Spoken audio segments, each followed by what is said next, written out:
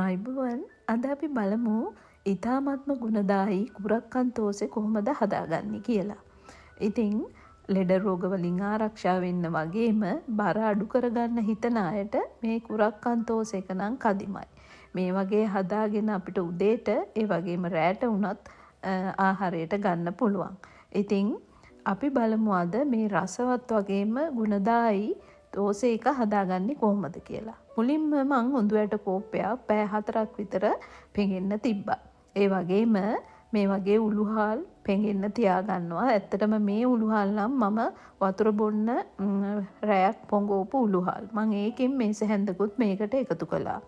එකතු කළා මේ ටිකට වතුර මේස හැන්දි 2ක් විතර මේ විදිහට එකතු කරලා මේක හොඳට ග්‍රයින්ඩ් කරගන්නවා. ඉතින් කෑලි නැති වෙන්න හොඳට ග්‍රයින්ඩ් කරගන්න ඕනේ.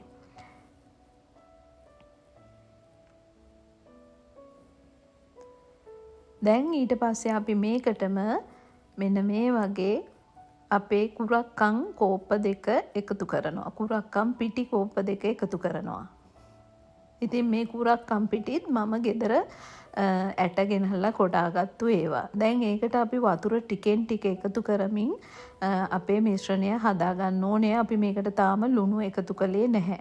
ඉතින් මෙන්න මේ වගේ මිශ්‍රණයක් එනකන් ගොඩාක් දියාරු කරගන්නෙත් නැතුව මේ විදිහට අතින්ම අනාගෙන කලවම් කරලා අපි වහලා මේක දැන් මං හවසට හදන නිසා උදේ අනලා හවස් වෙනකන් තියාගන්නවා.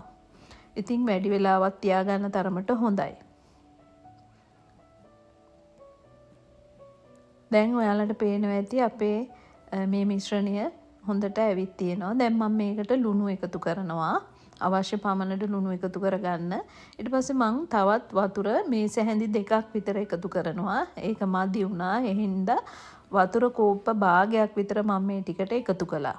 එකතු කරලා මෙන්න මේ වගේ දියාරු මිශ්‍රණයක් එනකන් අපි හොඳට කලවම් කරලා හදාගන්න ඕනේ. ඊට පස්සේ අපි තෙල් ටිකක් සෝස් පෑන් එකකට මේ විදිහට ගාලා ඉවරුනාට පස්සේ අපේ මිශ්‍රණයෙන් ටිකෙන් ටික දාලා මේ විදිහට අපේ තෝසෙ ටික හදා ගන්න ඕනේ. ඔයගලන්ට පේනවා ඇති ලස්සනට හිල් හැදිලා ලස්සනට රන්වන් පාටට ඇවිත් තියෙනවා. ඉතින් මේ වගේ ඔක්කොම තෝසෙ ටික හදා ගන්න. දැන් මේ ප්‍රමාණය ඇත්තටම මුළු පවුලකටම සෑහෙනවා. ගොඩක් හදා ගන්න පුළුවන් අපිට මේ විදිහට. ඉතින් ඔයාලත් මේ විදිහට හදලා බලන්න. හදලා බලලා කමෙන්ට් එකකින් අදහස් දක්වන්න. ඉතින් මාත් එක්ක එකතු වෙලා හිටියට ස්තුතියි. ආයුබෝවන්.